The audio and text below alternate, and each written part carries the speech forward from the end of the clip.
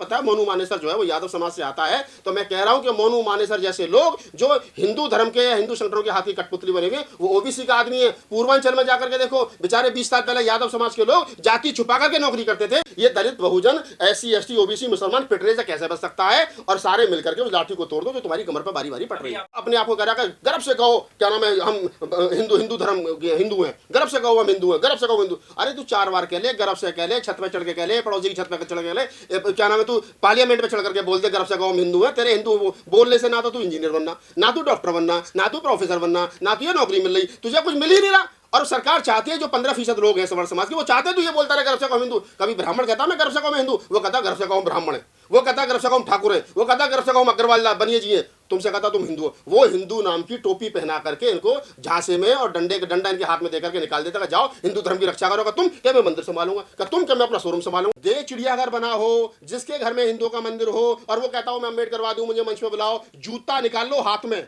मैं बता रहा हूँ, जूता निकाल लो हाथ में और जुतिया दो कि तू अम्बेडकरवादी नहीं है भाई, तू हमें धोखा मत दे। तेरे जैसे बहुत बेरुपये घूम रहे चेहरे पे चेहरा लगा करके, ये सब के सब नकली हैं, जो हाथों में अंगूठी और गले में घंटी रुमाला पहन करके घूम रहे और कह रहे हैं अम्बेडकरवादी हूं, मुख्य अतिथि बनाओ। इनको मंचों के आसपास मत भटकने। देश के बहुजनों का हुआ है। मानवर साहब काशीराम कहते थे 21वीं सदी हमारी है, लेकिन मैं कह रहा हूँ 21वीं सदी तुम्हारी कहाँ है? तुम्हारी बहन बेटियों के बलात्कार हो रहे, तुम्हारे घरों में आग लगाई जा रही है, कभी मुसलमानों की चूड़ी टाइट की जाती है, अब मुसलमानों की चूड़ी टाइट के नंबर खत्म हो गए तो किसानों की चूड़ी टाइट की गई, अब पहलवान लड़कियों की चूड़ी टाइट कर दी गई।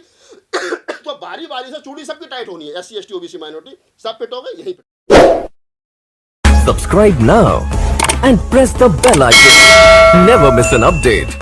ये तो वोट बट जाएगा बहुजनों का, तो कैसे सत्ता में आएंगे? ये बहुजन सत्ता में भी नहीं आ रहा है, ये सपना देखना बंद कर दो। मैं कह रहा हूँ बहुजन सत्ता में कब आएगा उसे छोड़ो, क्योंकि वो मान्यवर साहब काशीराम का एक रास्ता था जो लोगों ने छोड़ दिया, लौट करके उसी रास्ते पर आना पड़ेगा।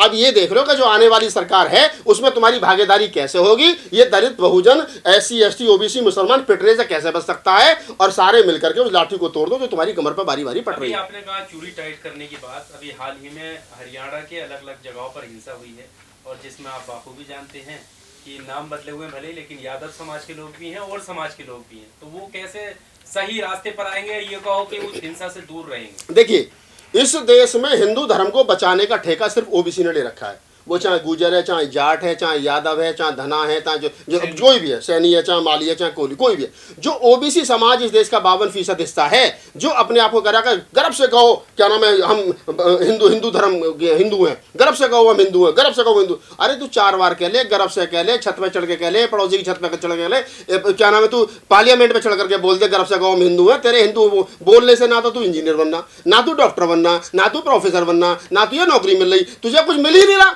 और सरकार चाहती है, जो 15% लोग हैं सवर्ण समाज के, वो चाहते हैं तू ये बोलता रहे गर्व से कहूँ हिंदू। कभी ब्राह्मण कहता मैं गर्व से कहूँ हिंदू, वो कहता गर्व से कहूँ ब्राह्मण है, वो कहता गर्व से कहूँ ठाकुर है, वो कहता गर्व से कहूँ अग्रवाल बनिए जी है, तुमसे कहता तुम हिंदू हो। वो हिंदू नाम की टोपी पहना करके इनको झांसे में और डंडा इनके हाथ में देकर के निकाल देता, जाओ हिंदू धर्म की रक्षा करोगा तुम, क्या मैं मंदिर संभालूंगा, क्या तुम, क्या मैं अपना शोरूम संभालूंगा। लाला जी तुम, क्या मैं सब अपना काम करूँ, सब अपने अपने धंधे में मस्त हैं। और जो बात अखिल भाई अभी आपने कही कि क्या नाम है, उनमें यादव समाज के लोग जो है, मुझे पता है मोनू मानेसर जो है वो यादव समाज से आता है, तो मैं कह रहा हूं कि मोनू मानेसर जैसे लोग जो हिंदू धर्म के या हिंदू संगठनों के हाथ की कठपुतली बने हुए, वो OBC का आदमी है। पूर्वांचल में जाकर के देखो, बेचारे 20 साल पहले यादव समाज के लोग जाति छुपा करके नौकरी करते थे, उनको मकान नहीं मिलते थे, उनको घर नहीं मिलते थे अगर वो महानगरों में नौकरी करने के लिए जाते थे। और ये मैं नहीं कह रहा हूं, ये बहुत सारे यादव एक्टिविस्ट कहते हैं कि उनके साथ में क्या है, लक्ष्मण यादव बोल रहे हैं। तो जरूर चाहिए कि हम लोग अपने महापुरुषों की बात को समझें। SC ST OBC माइनॉरिटी के लोग एक मंच पर आए, जो इस देश का 90% हिस्सा है, ताकि ये 10% लोगों के हाथ में जो लाठी है ये टूटे और तुम्हारी कमर पिटने से बचे।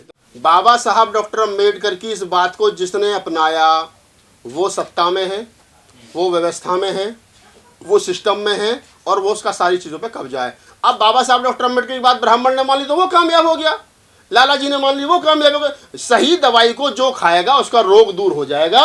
बाबा साहब डॉक्टर अम्बेडकर दवाई हैं, उनकी दवाई को जिसने खाया उसका रोग दूर हो गया। ब्राह्मणों ने खा लिया वो मस्त है, बेशक बाबा साहब को गाली दे रहे हो, लेकिन वो बताए हुए बाबा साहब के रास्ते पर चल रहे हैं, उनके लिए धन्यवाद है। मनुस्मृति में बेशक लिखा हो कि अपनी स्त्रियों को, महिला को मत पढ़ाना, लेकिन उनकी बेटियां विदेशों में पढ़ रही हैं, ये बात अलग है। रामायण में बेशक लिखा हो ढोल गवार शूद्र पशु नारी सकल ताड़ना के अधिकारी, और उस गाथा को गा करके, इस क्या नाम है, श्लोक को सुना करके, इस चौपाई को सुना करके कुमार विश्वास बेशक क्या नाम है 10-10, 20-20 लाख रुपए ले रहे हो, लेकिन उनकी बेटी विदेश से डिग्री लेकर के आ रही है। धंधा अलग है, जीवन को बेहतर बनाने के लिए बुद्ध और अम्बेडकर ही चाहिए, ये बात तय हो जाती है। सर एक लास्ट सवाल है, जो पोस्टर बॉय हैं, चाहे विनय कटियार हो, उमा भारती हो, चाहे चंदन गुप्ता हो, चाहे मोनू मानसर यादव हो, चाहे कपिल गुजर हो, ये हिंदुत्व की लाठी लेकर आगे चलते हैं, लेकिन बदले में इनको क्या मिलता है? बदले में इनको मिलती है ज़्यादा से ज़्यादा पहले जेल थोड़े बहुत दिन की, उसके बाद में जेल से छुट के आ गए तो गली मोहल्ले के नेता बन जाते हैं। उसके बाद में जिस पार्टी के लिए उन्होंने काम करा तो वो उनको कहीं ना कहीं काउंसलर बना देती है, थोड़ा बहुत पैसा मिल जाता है चंदे के नाम पे, इनकी अपनी दुकान चल जाती है, बाकी इनको और से ज़्यादा कुछ नहीं मिलता, ना कोई मुख्यमंत्री बना रहा। मोदी जी के साथ फोटो मिलता है, हाँ, फोटो तो किसी के साथ ही, फोटो तो मैं भी सबके साथ खींचवा, लेकिन फोटो उसका करूंगा क्या?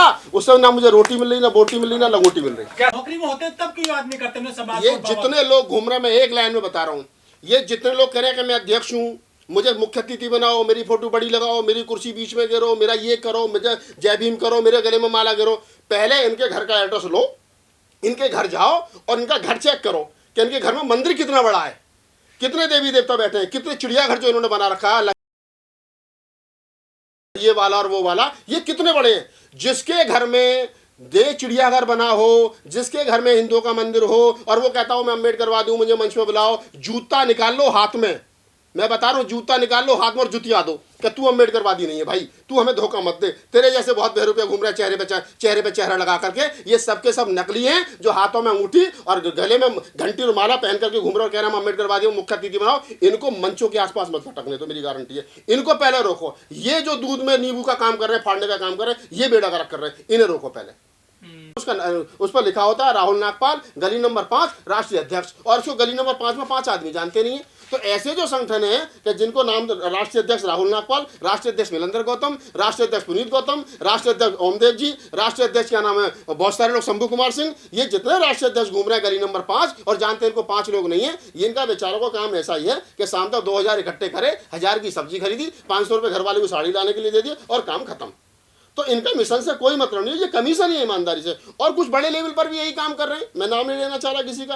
कोई कहता है कि मुसलमानों को क्या, जैसे हिंदू कह रहे हैं कि मुसलमानों को पाकिस्तान भेजो, तो हिंदू खुश हो जाते हैं कि साहब बहुत अच्छा है, हम मुसलमान पाकिस्तान चले जाएंगे, तो ये सामने भेजो जो क्या नाम है अली साहब की कोठी, इस पर मेरा कब्जा हो जाएगा। ऐसे हमारे वाले लोग भी कर रहे हैं कि ब्राह्मणों को विदेश भेजो, तो वो भी सोचते हैं सामने जो मिश्रा जी की कोठी है इस पर अपना कब्जा हो जाएगा। सबको पता ना तो मुसलमान पाकिस्तान जा रहे, ना ब्राह्मण जानम यूरेशिया जा रहा। ये सब खुश करने वाले संगठन चल रहे हैं और इसी को लेकर के लोग अपने अपने घर अपने अपने संगठन चला रहे हैं, अपनी अपनी राजनीतिक पार्टियां चला रहे हैं, अपनी अपनी राजनीतिक रोटी सेक रहे हैं। इससे ये किसको धोखा दे रहे हैं, बाबा साहब को या फिर अपने समाज को? ये अपने आप को धोखा दे रहे हैं, ये समाज को धोखा दे रहे हैं। इन विचारों को ये पता नहीं है ये क्या कर रहे हैं, क्यों कर रहे हैं, किसके दबाव में कर रहे हैं, किसके बहकावे में कर रहे हैं, इन्हें कुछ पता ही नहीं है। इनको ये पता है कि कहीं से एक लिफाफा आता है और लिफाफा आने के बाद में इनके हाथ पर रख दिया जाता है और इनको एक एजेंडा थमा दिया जाता है कि ये एजेंडे पर आपको काम करना है, और उस एजेंडे पर काम करना शुरू कर देते हैं। और वो लिफाफा कहाँ से आता है? वो लिफाफा नागपुर से आता है, और नागपुर वाला लिफाफा बड़ा खतरनाक है।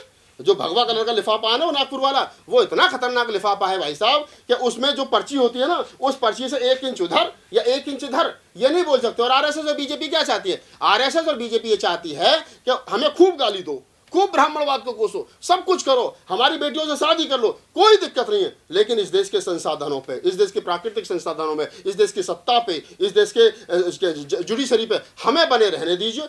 तुम जो चाहिए तुम ले लो, लेकिन देश हमें छोड़ दो। तो क्या है? उसी का फल है कि आज लोग एक दूसरे को गाली बक रहे हैं। आज हम एक समय था कि मान्यवर साहब काशीराम कहते थे कि आज मैं साइकिल से चलता हूं, मुझे कोई दुख नहीं है, लेकिन जिस समय हमारी सरकार बनेगी, हमारे पास संसाधन होंगे, तो मूवमेंट को तेजी के साथ चलाएंगे जब हमारे पास पैसा होगा। आज हमारे पास पैसा है लेकिन मूवमेंट नहीं चल रहा क्योंकि पैसा ज्यादा है, और जब ज्यादा पैसा है तो डर रहता है कि ईडी छापा ना मार दे, सीबीआई छापा ना मार दे, मोदी जी के यहाँ से कोई फोन ना आ जाए, आरएसएस वाले ना कह दे ज्यादा फुदक रहे जरा रोको।